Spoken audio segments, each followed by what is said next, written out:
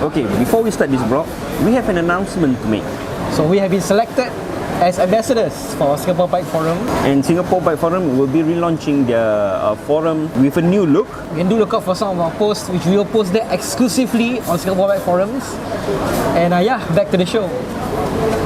Hello, action!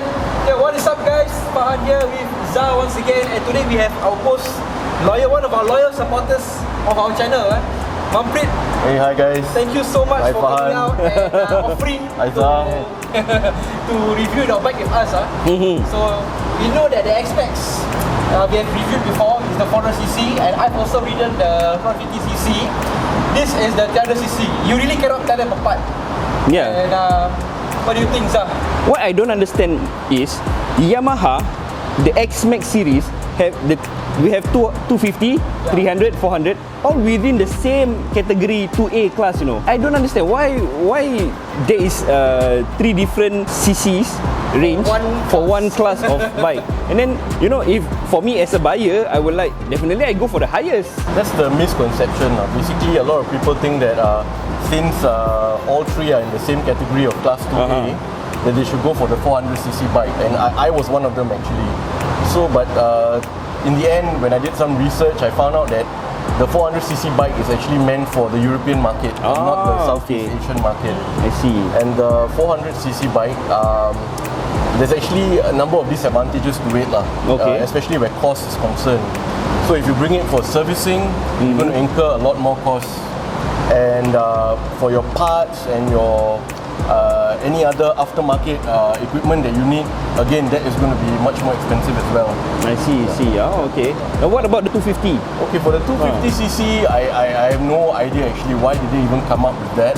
Maybe it could be also same thing. It could be for the European market. That's also a parallel import bike.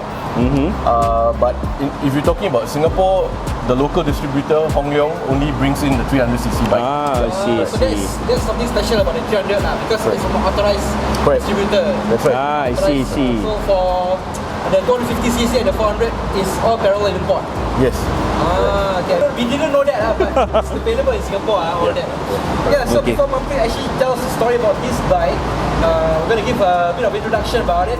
The Yamaha XMAX 300 is a variation of the XMAX 250 and 400. Practically similar in looks and design with its siblings. The 300cc is the only one officially brought in by the Singapore dealer, Hong Leong Corporation, while the 250cc and the 400cc are parallel import. Engine is a Euro 4 compliant 292cc single-cylinder liquid-cooled 4-stroke SOHC and a fuel injection fuel system with a V-belt automatic transmission. Okay, so Manpreet, why the 300 though? Even though there's 400 and 250, why? Yeah, okay, like I mentioned earlier, when I did my research, I found out that 400 and 250 are PI bikes. So I didn't really want to take the risk with that. I rather go for a bike from the local distributor. And if you get it from them, the 300cc version, you get a 1-year warranty. And at the same time, you don't need to worry about parts. And when I checked out regarding servicing as well, when you look at all the different marketing by the different workshops in Singapore, it actually shows very clearly that the servicing for 300 is much cheaper than the 400 version. I think the 400 version is up to double to triple the amount for servicing. I see. Because we reviewed a 400 and our friend, Zah's friend actually, Fairuz, he said the fuel consumption is... Correct. Even in terms of petrol consumption, right? Right now, because I recently changed my stock tires, so my rear tire right now instead of a 140 is a 150. So because of that, my consumption went down a bit. But it's still quite good. I'm getting about 32 kilometers per liter. Previously, before I changed my tires, I was getting about 34 point something to 35 kilometers per liter. Oh, I see.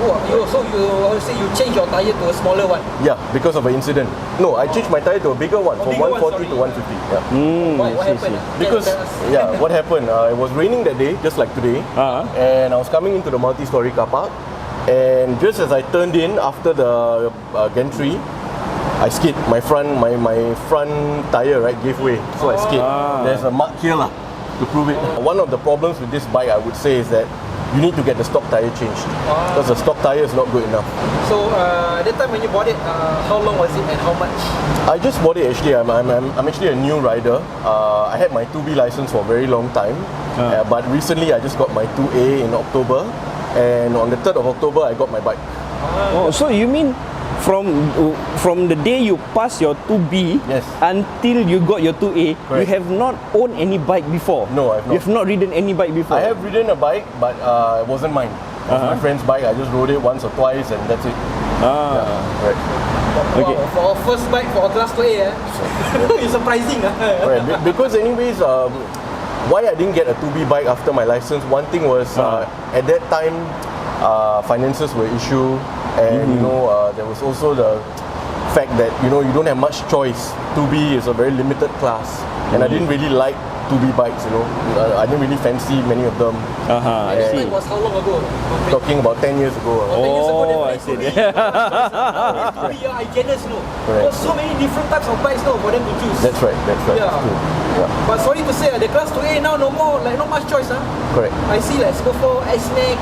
Yeah, you have the 2A leaders lah. You know, in terms of if we're talking about manual bike, it will be Super 4. If we're talking about automatic scooter, it will be XMAX. These two are the class 2A leaders lah. Oh my god, then XMAX so in Singapore, sorry to say, they're everywhere. Yeah, lah. It's so very True, common. true. It's a There are common bike. Many reasons why this is a common bike. Firstly, because of petrol consumption, it's good consumption. Second, parts. You know, you get all your parts, whatever you want. As you can see on my bike, I have a lot of aftermarket parts. And third thing is also that servicing wise, you know, it's very cheap. A full servicing is about $170, $180. Although I haven't gone for my full servicing before, but from what I gather, it's about $170 to $180 for full servicing. Yep. Okay, so Manpreet, very obviously you have changed a lot of things on this bike. Yes, correct. Can you tell us what you changed? I mean, I saw your Levers. The main thing would be Acra pipe. I changed from stock to Acra. And then my aftershock, the suspension at the back is YSS, G-Sport. And the top box, I added that kappa. I see the bracket is also Yes. not its original, It's right? not the original, yeah. Yeah, so I got the bracket separately together with the box. Okay. Yeah. And how many liters is this monstrous? 58 liters. This is monstrosity, man, bro. It's that big. 58 liters. I see. Yeah. And also the, I forget what is Yeah, this? floorboard. Floorboards, Yeah, yes. The Levers, brake levers. Reverse and Yeah, clutch. Brake levers, clutch. I forget, this is not clutch.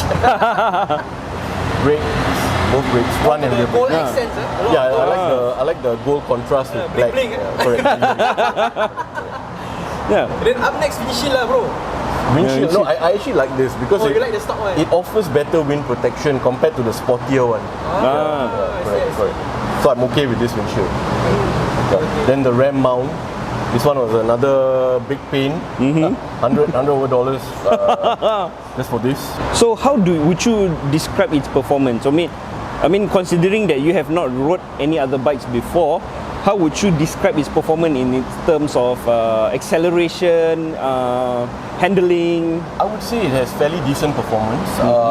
Pickup is quite fast, but after I changed my rear tire, right, the pickup slowed down a bit. But it's, to me, it's not very significant to make it a major issue. So performance-wise, it's quite good. Speed is good enough for me, especially in Singapore roads, no problem. You know. Definitely going up to 120, 130 is not an issue.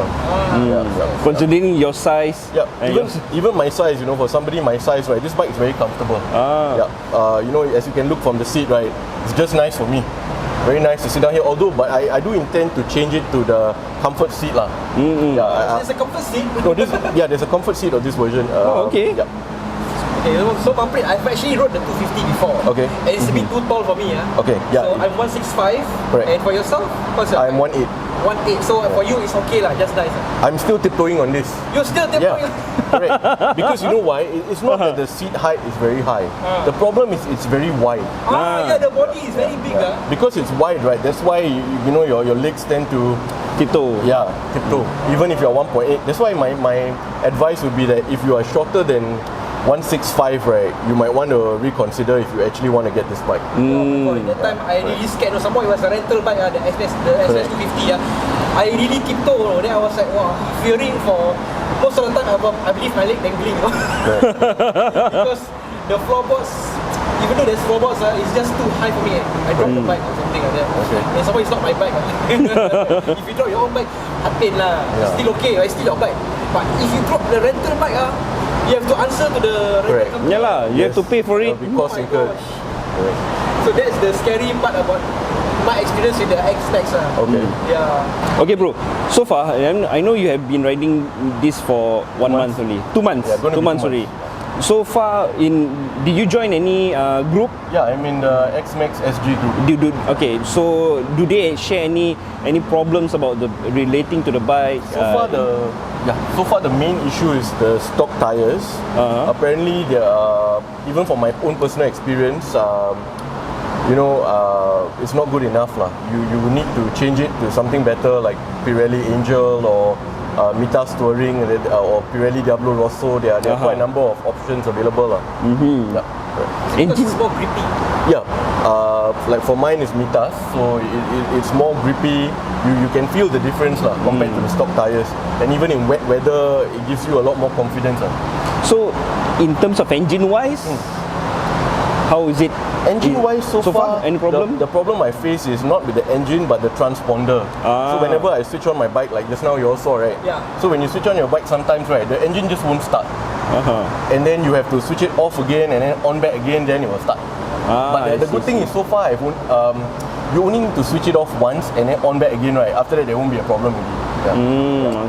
See. That's the only issue lah. Yeah, I mean nowadays most of the modern bikes are already equipped with keyless system, right? So I mean that is the disadvantage of having a keyless system lah. Once the battery goes kaput on the transponder, then you cannot start the bike. Or worse, Lost. you lost your key, you put your pocket. The other day when I arrived at work, I mean a few months back, there was this GrabFood rider. Pity him, sir. He was riding the ADV 150 and then he lost his key. He lost the transponder. I do not know how he lost it. After he sent the food, then he misplaced it or he lost it. He was stuck there since 4 p.m. until like 9, until the mechanic came and then what he do to the bike, then he can start. Sialah, pity him, sir. And not only that, I also lost the key for the rental bike also. Not this one, the ADV 150. Wow, you serious? Serious, I lost it. Mangkuk. My suggestion, if you're getting this bike or any other automatic bike, always get yourself a spare key. Always buy another spare key. So one thing I have to tell you about this bike, the XMAX, with my experience on it, I love the storage of this bike. Yes. The underseat storage is so huge. It's really I think huge. you want to go market you can bring everything. That's the reason why I bought this bike. It's actually because of the storage. And And even though the storage here is so big, but still not big enough for me to get this top box 58 You liters. also got storage in front, bro. Yes, correct. So whenever I go to NTUC or I go out with my wife for shopping, no problem. Everything can fit inside.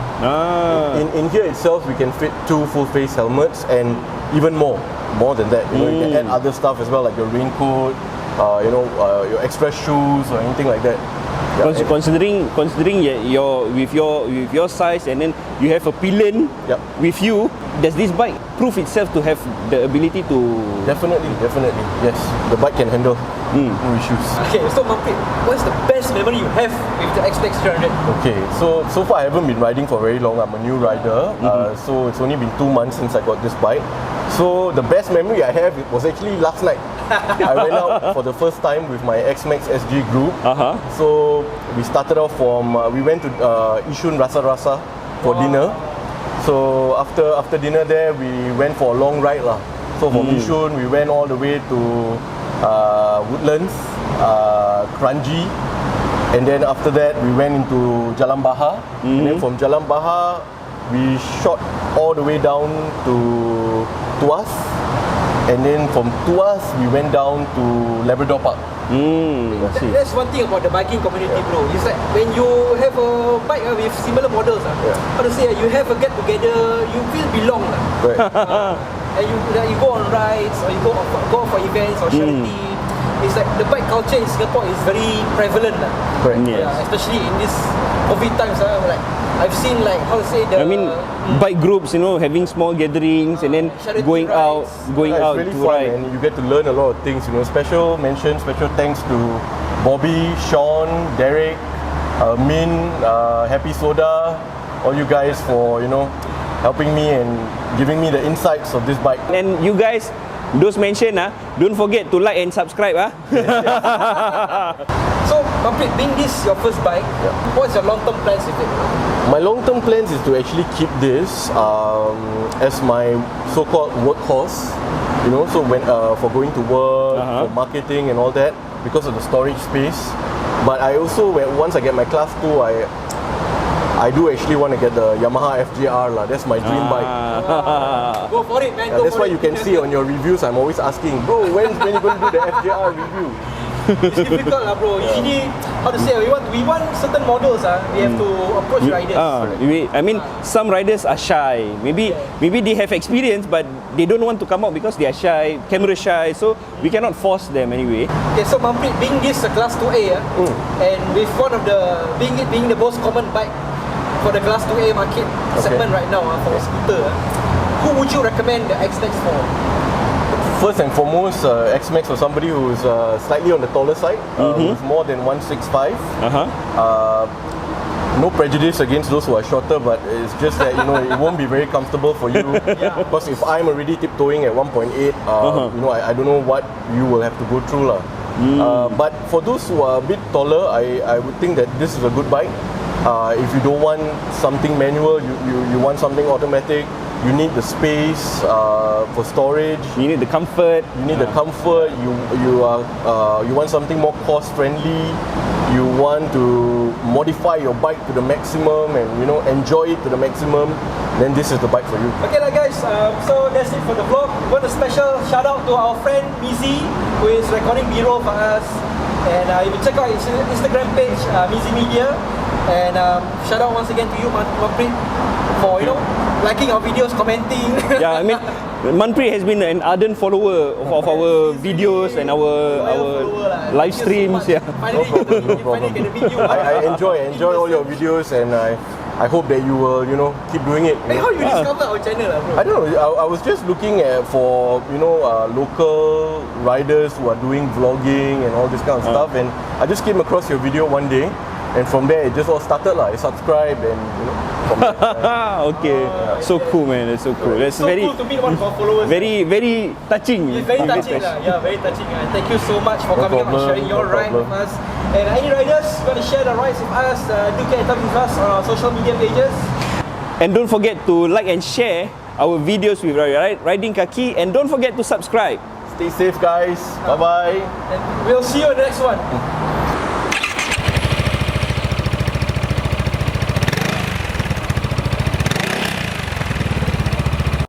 And don't forget to like and share our and don't forget to write and don't